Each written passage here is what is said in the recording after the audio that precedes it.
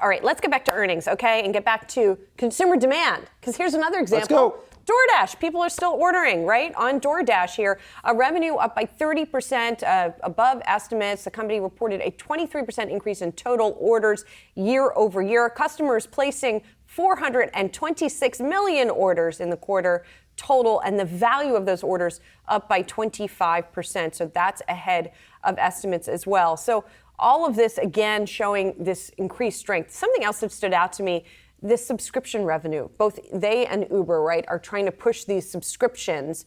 And was it DoorDash that has the partnership with Amazon now that you get, or is that Grubhub? Grubhub, excuse me. See, I mixed them all up. This is part of the issue.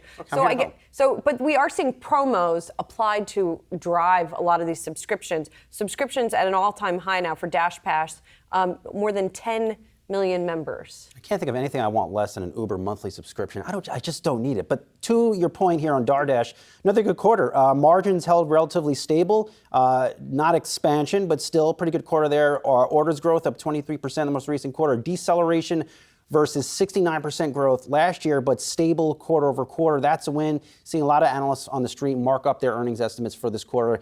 You heard the company on their shareholder letter talk about how they have not seen any slowdown in demand, and that fits with what we've heard from a lot of companies. I go back to what I heard from American Express CEO Stephen Squeri about a week and a half ago when he reported earnings, not seeing any weakness right now in his business, and of course that's another business tied to the high-income household. You know, something else that we have talked about, sort of bigger picture, is that the gap, at least on an anecdotal basis, between food at home and food outside the home seems to be closing a little bit because of inflation. It used to be the clear winner, that you could buy food more cheaply and cook it from the grocery store.